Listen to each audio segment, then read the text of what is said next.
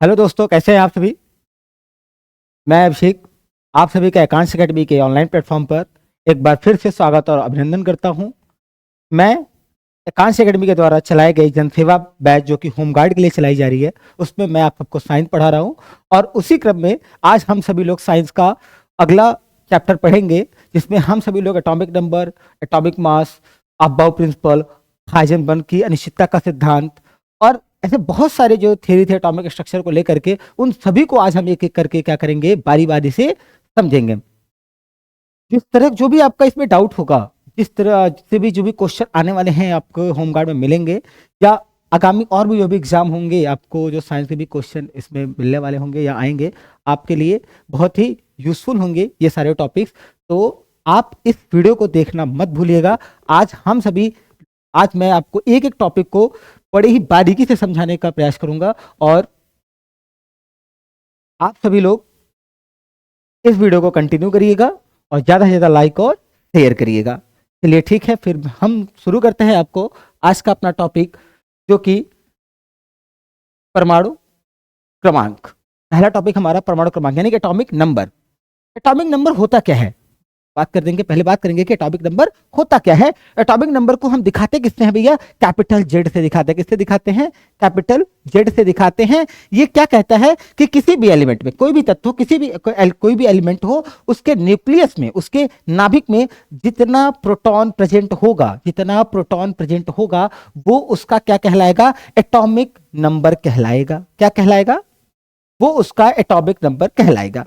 किसी भी एलिमेंट में जितना प्रोटॉन होगा, किसी भी एलिमेंट के न्यूक्लियस में जितना क्या होगा दोस्तों, प्रोटॉन होगा, जितना क्या होगा, प्रोटॉन होगा, वही उसका क्या कहलाएगा, परमाणु क्रमांक यानी एटॉमिक नंबर कहलाएगा। इसे हम जो है कैपिटल जेड से क्या करते हैं, दिखाते हैं। अब बात करते हैं कि एटॉमिक नंबर का इंपॉर्टेंस क्या होता है, इसका ये क्यों इतना इंपॉर्टेंट है, किसका महत्व क्या है। तो इसके महत्व को समझाते हैं आपको। जो हमारा पीरियोडिक टेबल है, उसमें जो भी तत्व रखे गए हैं, पीरियोडिक टेबल में जो भी तत्व, जो भी एलिमेंट रखे गए हैं, वो आपके एटॉमिक नंबर के इंक्रीजिंग ऑर्डर में रखे गए, यानी कि परमाणु क्रमांक के बढ़ते हुए क्रम में रखे गए हैं। और ये जो कॉन्सेप्ट दिया था एटॉमिक नंबर के बढ़ते हुए क्रम में रखने के लिए पीरियोडिक टेबल में, वो दिए कौन थे दोस्तों, मोजले ने दिया था। क्या दिया था, मोजले ने दिया था।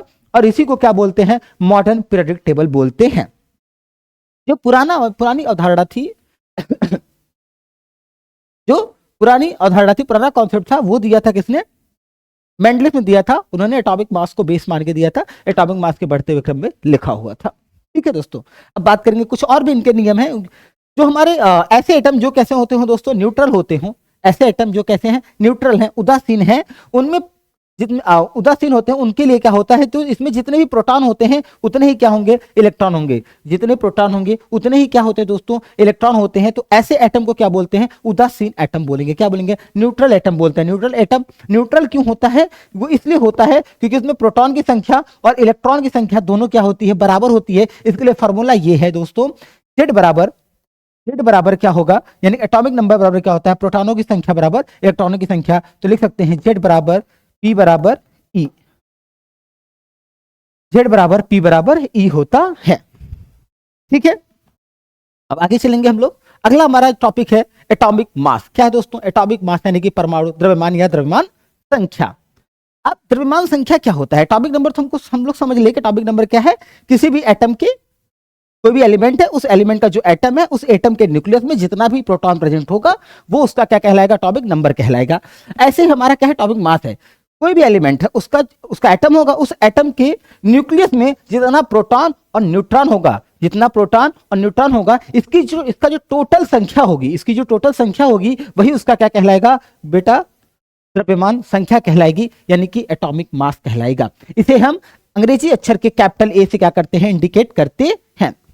यानी जो हमारा एटॉमिक नंबर होता है, तो ए बराबर क्या होता है दोस्तों, ए बराबर होता है proton plus neutron. Proton plus neutron को अगर हम प्रोटॉन और न्यूट्रॉन का जो टोटल योग होगा, टोटल जो सम होगा, वो क्या होगा जाएगा, एटॉमिक मास हो जाएगा। यानी एटॉमिक मास यानी कि परमाणु द्रव्यमान या परमाणु संख्या हो जाएगी। वहीं क्रम में आएंगे न्यूक्लियॉन्स। क्या होता है, न्यूक्लियॉन्स क्या होता है, तो प्रोटॉन और न्यूट्रॉन दोनों ही जहां रहते हैं, सम्मिलित रूप से जहां रहते हैं, उसी को हम क्या कहते हैं, न्यूक्लियॉन्स कहते हैं। प्रोटॉन और न्यूट्रॉन जहां दोनों एक साथ रहते हैं, जहां एक साथ पाए जाते हैं, उसी को हम क्या कहते हैं, न्यूक्लियॉन्स कहते हैं। तो फॉर्मूला है ए बराबर क्या होगा, ए बराबर होगा प्रोटॉनों की संख्या प्लस न्यूट्रॉनों की संख्या, यही वाला। ए बराबर क्या होगा, प्रोटॉन प्लस न्यूट्रॉन कर देंगे तो भैया प्रोटॉन और न्यूट्रॉन का जो सम होता है वही क्या होता है, हमारा एटॉमिक मास कहलाता है। अब इन दोनों के बीच में अंतर पता कर लेते हैं, इन दोनों के बीच में कंपेयर कर लेंगे हम दोनों को, इन दोनों के बीच में क्या क्या अंतर होता है। बात करेंगे परमाणु क्रमांक और परमाणु द्रव्यमान की। जो परमाणु क्रमांक होता है दोस्तों, ये सिर्फ किसको बताता है, प्रोटॉनों की संख्या को बताएगा। वही जो एटॉमिक नंबर होता है, सॉरी एटॉमिक मास होगा हमारा, वो हमेशा किसको बताएगा, प्रोटॉन प्लस न्यूट्रॉनों की संख्या को बताएगा। किसके अंदर, उस एलिमेंट के एटम के अंदर। ये क्या करता है, हमेशा न्यूक्लियस की पहचान करता है। क्या करता है, न्यूक्लियस की पहचान करता है, ये नाभिक की पहचान करता है। और ये क्या करता है, ये परमाणु के वजन को बताता है। क्या बताता है दोस्तों, ये परमाणु के वजन को बताता है, एटम का मास कितना है वो बताता है। ये कभी नहीं बदलता है किसी भी एक तत्व के लिए। एक अगर एलिमेंट है, उस एलिमेंट के लिए इसमें कोई बदलाव देखने को नहीं मिलेगा। लेकिन एटॉमिक जो मास होता है उसके ये क्या होता है, इसमें बदलता रहता नहीं। जो आइसोटोप्स होते हैं उनके लिए जो होता है, इनकी संख्या क्या होती है, बदलती रहती है, कम और ज्यादा होती रहती है। ये तीन जो थे इनमें मुख्य अंतर थे। अब हम एग्जांपल से समझते हैं एटॉमिक नंबर को, एटॉमिक मास को। जैसे सोडियम का उदाहरण लेते हैं। सोडियम है जो कि Na है, सोडियम। सोडियम में टोटल जो न्यूट्रॉनों की संख्या होती है दोस्तों कितनी होती है, 12 न्यूट्रॉन होते हैं। कितने न्यूट्रॉन होते हैं, 12 न्यूट्रॉन होते हैं। और इनमें जो परमाणु द्रव्यमान एटॉमिक मास जो होता है, तो एटॉमिक मास बराबर ए बराबर कितना, प्रोटॉन प्लस न्यूट्रॉन होता है। फॉर्मूला यही था, प्रोटॉन प्लस न्यूट्रॉन यही था। तो प्रोटॉनों की संख्या कितनी हो जाएगी, इसमें प्रोटॉन की संख्या कितनी होती है, 11 होती है। और न्यूट्रॉनों की संख्या कितनी होती है, 12 होती है। दोनों को जब ऐड कर देंगे कितनी हो जाएगी भैया, 23 हो जाती है। ठीक है। अब इनके लिखने का तरीका क्या होगा, कोई भी एलिमेंट मान लेते हैं, कोई भी एक्स एलिमेंट है, कोई भी क्या है, एक्स एलिमेंट है। तो एक्स एलिमेंट है तो उसके जो ऊपर लिखा जाता है, जो उसके ऊपर लिखा जाता है वो क्या होता है दोस्तों, हमेशा एटॉमिक मास होता है। जो उसके नीचे लिखा जाता है वो हमेशा क्या होता है, उसका एटॉमिक नंबर होता है। तो सोडियम, सोडियम को ऐसे ही लिखा गया है, सोडियम 23 और 11। जो 23 है दोस्तों वो क्या है, आपका एटॉमिक मास है। क्या है, एटॉमिक मास है। और जो 11 है दोस्तों वो क्या है, आपका एटॉमिक नंबर है। क्या है, एटॉमिक नंबर है आपका, यानी कि जेड। क्या है, जेड है। ठीक है, याद रखिएगा इस बात को।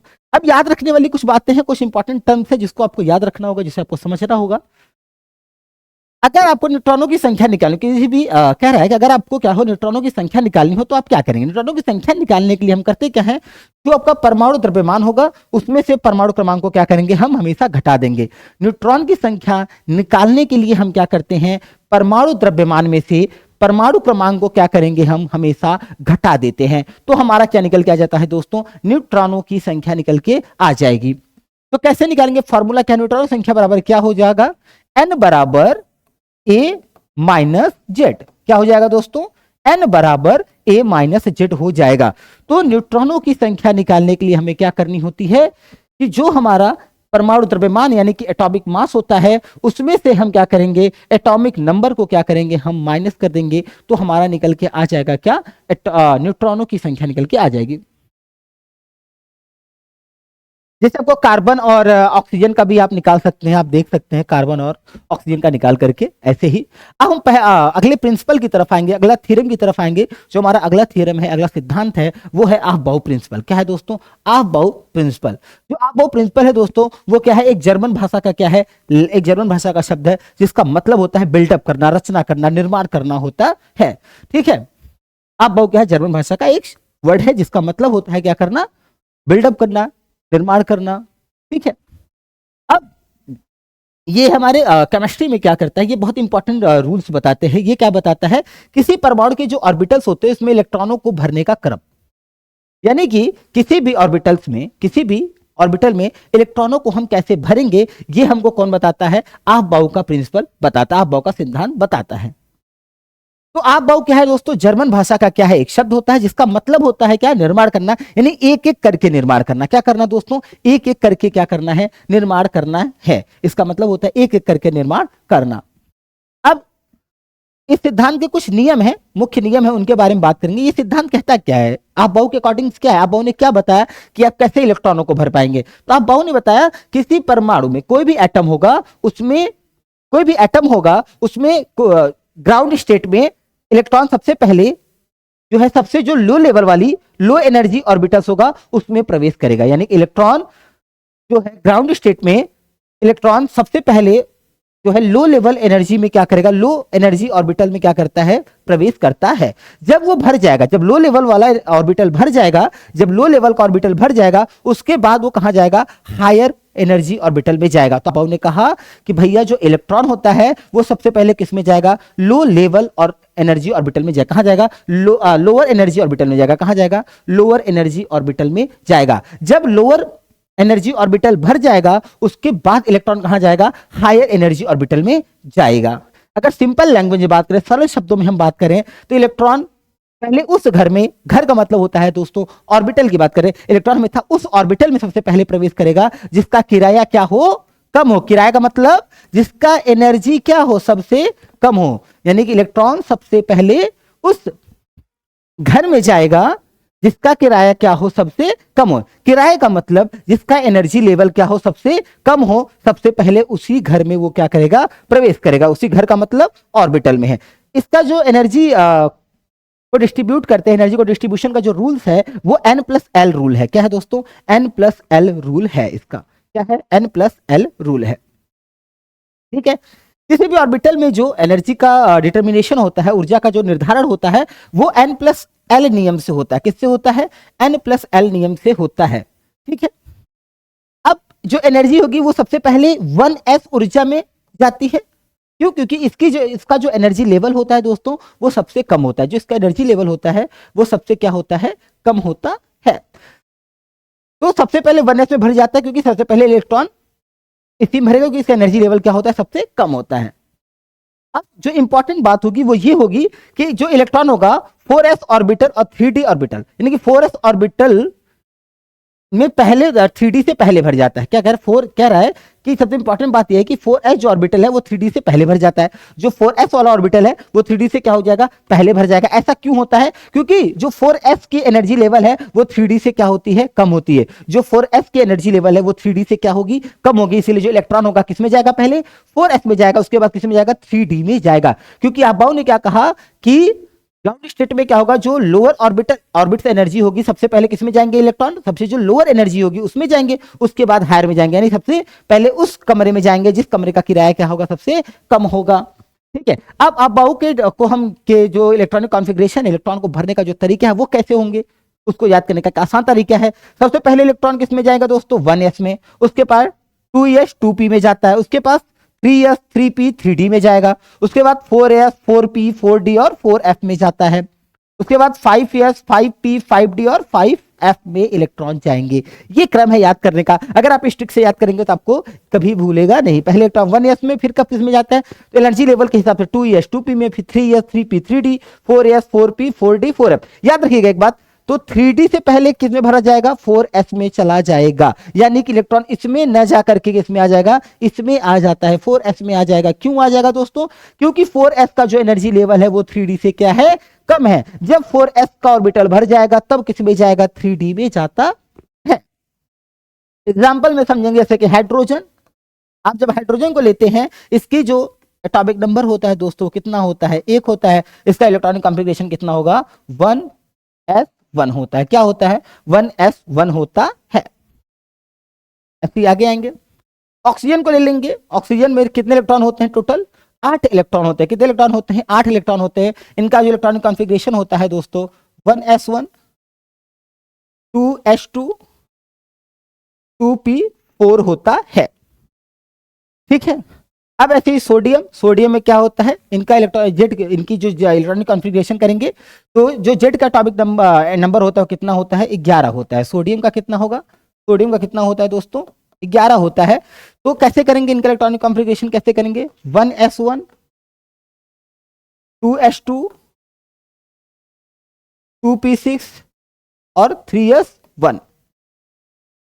इस तरह से इनका इलेक्ट्रॉनिक कॉन्फ़िगरेशन हम क्या करेंगे, करते जाएंगे। अब क्वेश्चन पे अपवाद भी हैं। किसके अपवाद? आप बहु प्रिंसिपल में कुछ बहुत सारे अपवाद भी देखने, केमिस्ट्री अपवादों से भरा पड़ा है, तो ऐसे आप बहु के सिद्धांत में भी क्या है, कुछ अपवाद हैं।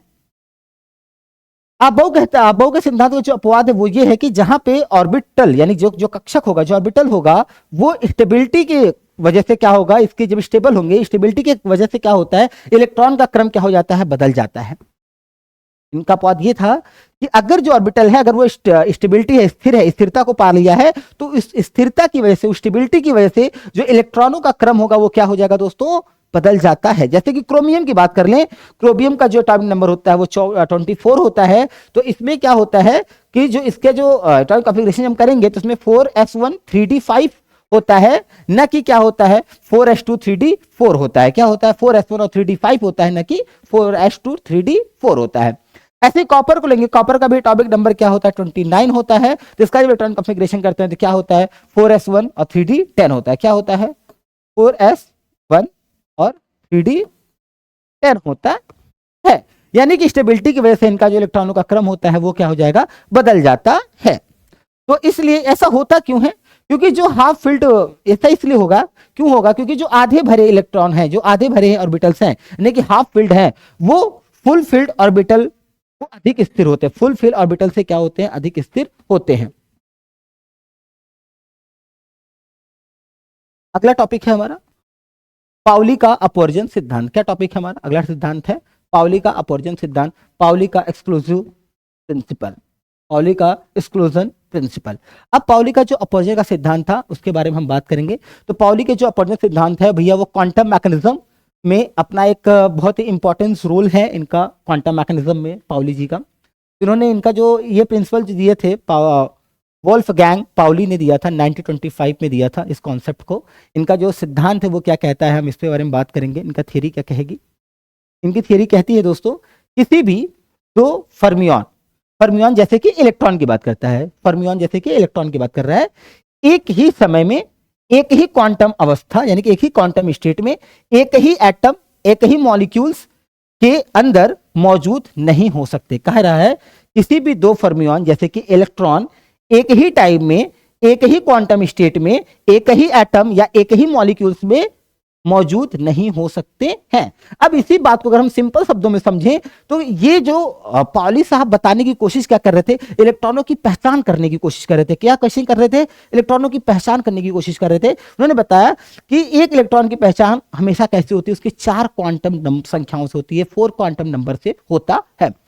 अब वो जो 4 क्वांटम नंबर है वो क्या है दोस्तों, पहला है हमारा प्रिंसिपल क्वांटम नंबर। क्या है, प्रिंसिपल क्वांटम नंबर यानी कि मुख्य क्वांटम संख्या, जिसे हम स्मॉल n से दिखाते हैं। दूसरा हमारा होगा एजीमुथल क्वांटम नंबर, जिसे हम L से दिखाते हैं, यानी कि द्विगंशी क्वांटम संख्या। जो तीसरा होगा मैग्नेटिक क्वांटम नंबर, यानी कि चुंबकीय क्वांटम संख्या, जिसे हम ML से दिखाते हैं। चौथा जो होगा स्पिन क्वांटम नंबर है, स्पिन क्वांटम संख्या, जिसे हम MS से क्या करते हैं दोस्तों, दिखाते हैं।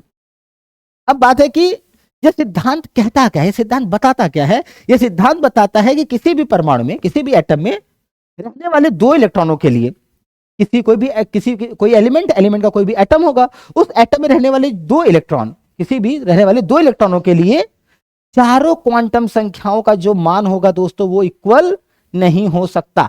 अगर इन तीनों का मान सेम है, वैल्यू सेम है, तो इसकी वैल्यू क्या हो जाएगी, अलग हो जाएगी। उन्होंने कहा कि किसी भी एटम में, किसी भी परमाणु में रहने वाले 2 इलेक्ट्रॉनों के लिए चारों क्वांटम संख्याओं का मान समान नहीं हो सकता है।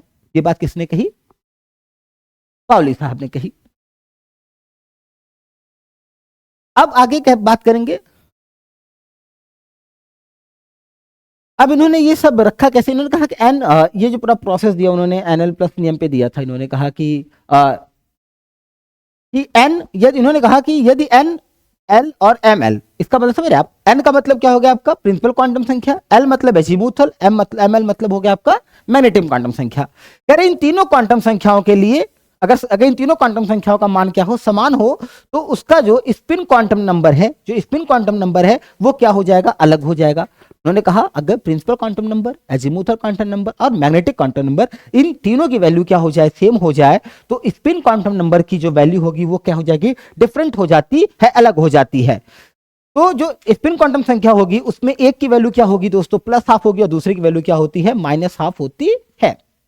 अब इसके इंपॉर्टेंस क्या है, ये जो थियरी थे, ये जो थ्योरम था आप पाउली साहब को, वो बताता ये है कि जो हमारा एटॉमिक स्ट्रक्चर और पीरियोडिक टेबल है, उसका जो स्ट्रक्चर है उसको समझाने में क्या हुआ, ये सफल हो गया। एटॉमिक स्ट्रक्चर और पीरियोडिक टेबल, इन दोनों का जो स्ट्रक्चर था, उस स्ट्रक्चर को समझाने में इनका जो कॉन्सेप्ट था वो पूरी तरह से क्या हुआ, सही साबित होता है, उसको समझाने में ये सफल हो जाते हैं। ये भी डिटरमाइन करता है कि इलेक्ट्रॉन जो होगा वो नाभिक, इलेक्ट्रॉन जो होता है वो न्यूक्लियस के चारों ओर किसी विशेष सेल या सब सेल में क्या होते हैं भैया, व्यवस्थित होते हैं। ये भी बताने में ये क्या करते हैं, सफल होते हैं, किसी भी कि जो इलेक्ट्रॉन होगा वो नाभिक के चारों तरफ किसी विशेष सेल और सब सेल में क्या होते हैं, व्यवस्थित होते हैं। और यही क्या करते हैं, जो हमारा एलिमेंट होता है उसकी केमिकल प्रॉपर्टी को क्या करते हैं, डिटरमाइन करते हैं, उनकी केमिकल प्रॉपर्टी को क्या करते हैं, डिटरमाइन करते हैं, निर्धारित करते हैं। अब अगला रूल आता है हमारा हुंड्स के बहुलता का नियम, हुंड्स लॉ जिसे हम बोलते हैं, यानी Hund's law of maximum multiplicity. Hund का नियम भी क्या है, क्वांटम मैकेनिज्म में अपना एक इंपॉर्टेंट रोल देता है। ये कहता है कि हुंड्स के लॉ के अकॉर्डिंग ये है कि क्वांटम मैकेनिज्म और एटॉमिक स्ट्रक्चर एक बहुत ही इंपॉर्टेंट थ्योरम है, और इनमें ये बताते हैं इलेक्ट्रॉन के, इन्होंने डीजनरेटेड ऑर्बिटल के बारे में बताया। इन्होंने कहा कि जो इलेक्ट्रॉन है वो डीजनरेटेड ऑर्बिटल में कैसे भरे जाएंगे। इन्होंने बताया कि जो इलेक्ट्रॉन है वो डीजनरेटेड ऑर्बिटल्स में कैसे भरे जाएंगे, यानी कि समभ्रंश उपकोशों में कैसे भरे जाएंगे, हिंदी में उसको बोलेंगे समभ्रंश उपकोशों में कैसे भरे जाएंगे। ठीक है, तो हुंड्स लॉ क्या है, डीजनरेटेड ऑर्बिटल में इलेक्ट्रॉन कैसे भरे जाएंगे, इसके बारे में ये यहां पे क्या करते हैं दोस्तों, बताते हैं। ये आगे चलते हैं हम। अब ये नियम कहता क्या है, बात ये नियम बताता क्या है, किसी भी सबसेल में, उन्होंने कहा किसी भी सबसेल में जो डीजनरेटेड ऑर्बिटल्स हैं, किसी भी सबसेल में जो डीजनरेटेड ऑर्बिटल्स हैं, उनमें इलेक्ट्रॉन जो होगा दोस्तों वो अनपेयर्ड रूप से और सेम स्पीड में एक साथ भरे जाते हैं, एक साथ भरे जाएंगे। उन्होंने कहा किसी भी सबसेल के लिए जो डीजनरेटेड ऑर्बिटल में जो इलेक्ट्रॉन भरे जाएंगे वो अनपेयर रूप से और सेम स्पीड में क्या है, एक साथ भरे जाते हैं।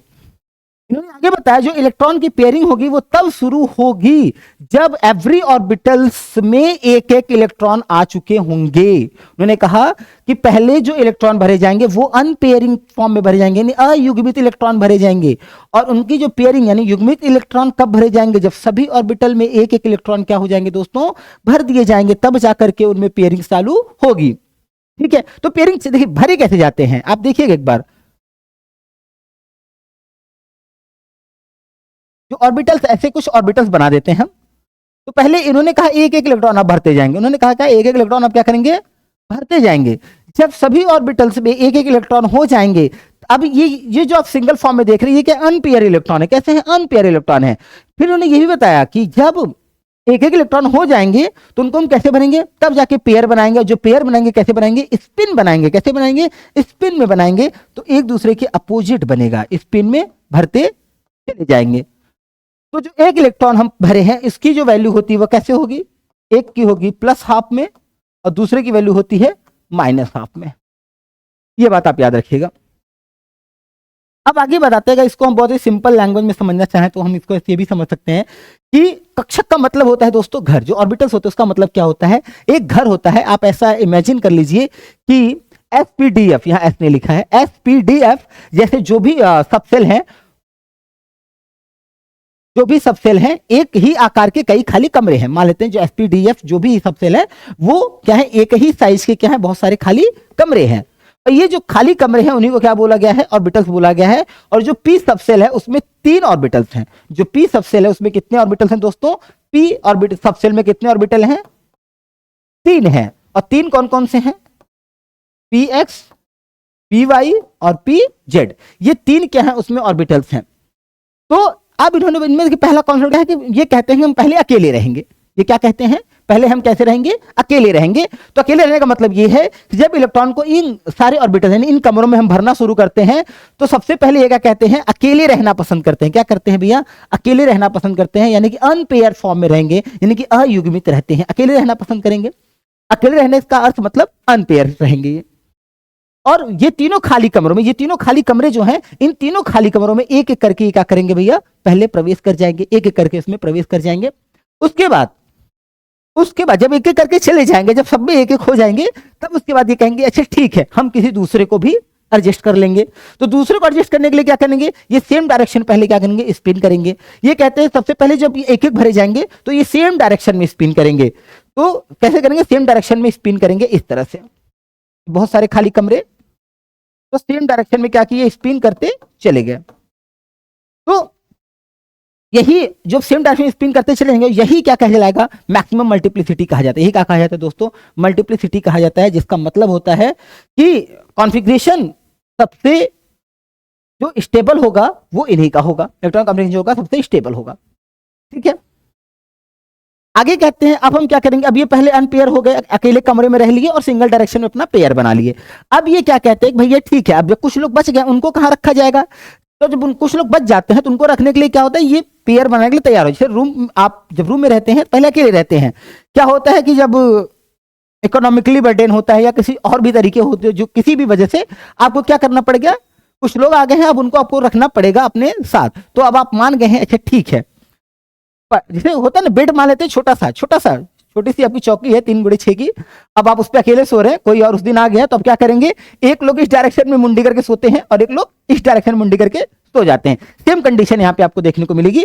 अब ये करेंगे, पेयरिंग के लिए मान जाएंगे। अब इलेक्ट्रॉन क्या होगा भैया, अब इलेक्ट्रॉन जो होगा वो कैसे भरे जाएंगे, पेयर में भरे जाएंगे। अब इलेक्ट्रॉन क्या होंगे भैया, पेयर में भरे जाएंगे। कैसे भरे जाएंगे, कुछ ऐसे भरे जाएंगे। अब इलेक्ट्रॉन क्या होगा, पेयर में भरे जाएंगे इस तरह से। कैसे भरे जाएंगे, पेयर में भरे जाएंगे। फॉर एग्जांपल देखेंगे, जैसे नाइट्रोजन का दोस्तों जो एटॉमिक नंबर होता है कितना होता है, 7 होता है। कितना होता है, 7। इनका इलेक्ट्रॉनिक कॉन्फ़िगरेशन जब करेंगे कैसे करेंगे, 1s1 फिर आप करेंगे, उसके बाद आएगा 2s2 2p3। ठीक है, इसमें जो 2p3 को इसमें क्या करना, हमको भरना होगा। तो 2p में क्या होता है, 2p सब सेल में क्या होता है दोस्तों, 3 ऑर्बिटल्स होते हैं। कितने ऑर्बिटल्स होते हैं, 3 ऑर्बिटल होते हैं, px py और pz होता है। क्या होता है, px py और pz होता है। ये 3 सब ऑर्बिटल, जैसे कि हमने पिछले वाले में देखा था, तो इनमें भी क्या होगा, px py और pz होगा। अब हुंड के अकॉर्डिंग क्या होगा इसमें कि 3 इलेक्ट्रॉन जो होगा पहले 3 ऑर्बिटल में क्या होंगे, एक एक करके सेम स्पिन में भरे जाएंगे। तो px में भी कितना भरा गया, 1, py में भी कितना भरा गया, 1, और pz में कितना भरा जाएगा, 1। तो पहले एक एक इलेक्ट्रॉन को हम सेम स्पिन में क्या करते हैं दोस्तों, भर देते हैं। अब एक साथ कैसे भरे जाएंगे, इनका जो कंक्लूजन आता है, निष्कर्ष आता है, वो ये है कि ये डिटरमाइन करता है कि जब इलेक्ट्रॉन सबसे स्थिर और ऊर्जा न्यूनतम विन्यास प्राप्त कर ले, कह रहे हैं कि जब इलेक्ट्रॉन क्या हो, स्टेबल हो, और जो इसकी एनर्जी हो वो सबसे मिनिमम कॉन्फ़िगरेशन को क्या कर ले, प्राप्त कर ले, तब प्राप्त कर ले, फिर वहां पे जो अनपेयर इलेक्ट्रॉनों की जो संख्या होगी वहां पे क्या होगी, मैक्सिमम होनी चाहिए। जब हुंड्स का लॉ का कंक्लूजन यही है कि जब जो इलेक्ट्रॉन होगा वो स्टेबल हो, स्थिर हो, और जो उनका एनर्जी जो उनका ऊर्जा का न्यूनतम विन्यास है, यानी कि जो एनर्जी का कॉन्फ़िगरेशन है, उसको ये मतलब कि सबसे मिनिमम हो जाए, एनर्जी कॉन्फ़िगरेशन क्या हो जाए, सबसे मिनिमम हो जाए।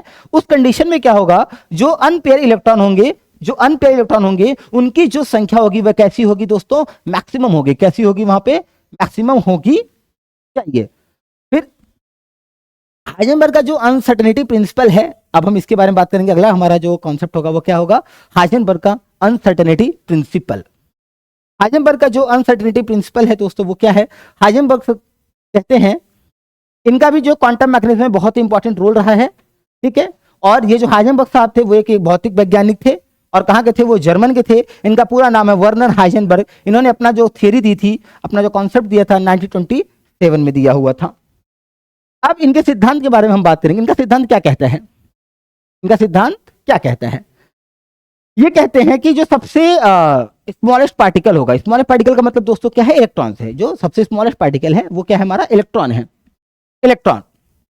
उन्होंने कहा इनके पोजीशन और इनके मोमेंटम यानी कि इनकी स्थिति और इनके संवेग दोनों का डिटर्मिनेशन एक साथ नहीं किया जा सकता। उन्होंने कहा किसी भी स्मॉलेस्ट पार्टिकल यानी कि इलेक्ट्रॉन के लिए उन्होंने कहा कि इलेक्ट्रॉन की पोजीशन और इलेक्ट्रॉन का जो मोमेंट है इन दोनों को हम एक साथ डिटरमाइन नहीं कर सकते हैं। यह बात हाइजेनबर्ग साहब बताते हैं।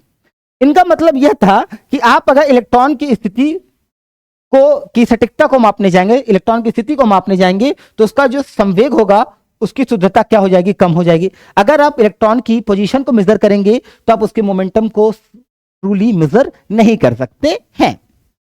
उन्होंने यदि बताया, इसके जस्ट अपोजिट बताया, यदि आप मोमेंटम को मापने जाएंगे तो आप उसकी जो स्थिति है, उसका जो पोजीशन है वो उसकी ट्रू वैल्यू आप नहीं निकाल पाएंगे। उन्होंने कहा कि एक साथ दोनों का डिटर्मिनेशन पॉसिबल नहीं है। इलेक्ट्रॉन की पोजीशन और इलेक्ट्रॉन की मोमेंटम दोनों को हम एक साथ डिटरमाइन नहीं कर सकते। इनके कुछ मैथमेटिकल फॉर्मूला आता है, del x into del p s upon 4x होता है। जहां पे हम बात करेंगे जो डेल एक्स होता है वो हमारा अनसर्टेनिटी पोजीशन होता है। क्या होता है? अनसर्टेनिटी पोजीशन होता है। डेल पी जो होता है हमारा अनसर्टेनिटी मोमेंटम होता है। एस जो होता है वो प्लैंक कांस्टेंट होता है जिसकी वैल्यू होती है 6.626 10 के पावर -24। इसको हम ऐसे लिखेंगे 6.626 10 के पावर -34। ये इसकी क्या होती है? वैल्यू होती है। अब बात करेंगे पाउली के अपवर्जन सिद्धांत की। पाउली का अपवर्जन सिद्धांत ये शायद हम पढ़ चुके थे। आगे चलते हैं, एक मिनट देखते हैं। तो आगे पीछे कुछ पीडीएफ्स हो गए हैं। हम जो हमारा था इसका, तो हम अब इनका हम आपको निष्कर्ष बताएं, इनका कंक्लूजन क्या था, इनका कॉन्सेप्ट क्या था, वो ये रहा हमारा। इस सिद्धांत का जो इंपॉर्टेंस रहा, इस सिद्धांत का जो इंपॉर्टेंस रहा वो ये रहा कि इस मॉडल में जो इस मॉडल ने क्या किया, जो बोर्स के मॉडल थे जैसे नील्स बोर, उनके विचारों को क्या कर दिया था? गलत साबित कर दिया था। इन्होंने इलेक्ट्रॉन यानी कि ऑर्बिट में इन्होंने बताया था कि इलेक्ट्रॉन क्या होता है दोस्तों, ऑर्बिट में घूमते। कैसे घूमते? ऑर्बिट में घूमते हैं। ठीक है, उस कॉन्सेप्ट को इन्होंने ये क्या हो गया था वहां पे गलत साबित हुआ था। क्या ऑर्बिटल यानी यहीं से ऑर्बिटल का कॉन्सेप्ट भी निकल के आता है। यानी कि ये जो थ्योरम था ये सीधम बताता है कि जो ऑर्बिट है उसकी जगह क्या निकल के आता है? एक शब्द और निकल के आता है, ऑर्बिटल शब्द निकल के आता है, जिसका मतलब होता है जहां पे इलेक्ट्रॉन को पाए जाने की संभावनाएं क्या हो, सबसे ज्यादा होती, प्रोबेबिलिटी सबसे ज्यादा होती है, उसे हम क्या बोलेंगे? ऑर्बिटल्स बोलते हैं। यानी कि इलेक्ट्रॉन की पाए जाने की प्रोबेबिलिटी सबसे ज्यादा जहां होती है उसे हम क्या बोलते हैं? जो बोलते हैं ऑर्बिटल बोला जाता है। तो आज हम लोगों ने एटॉमिक स्ट्रक्चर से संबंधित जितने भी थ्योरम थे उन सभी को एक एक करके हमने पढ़ लिया है। तो हम आपसे मिलेंगे अगली कक्षा में, तब तक के लिए धन्यवाद।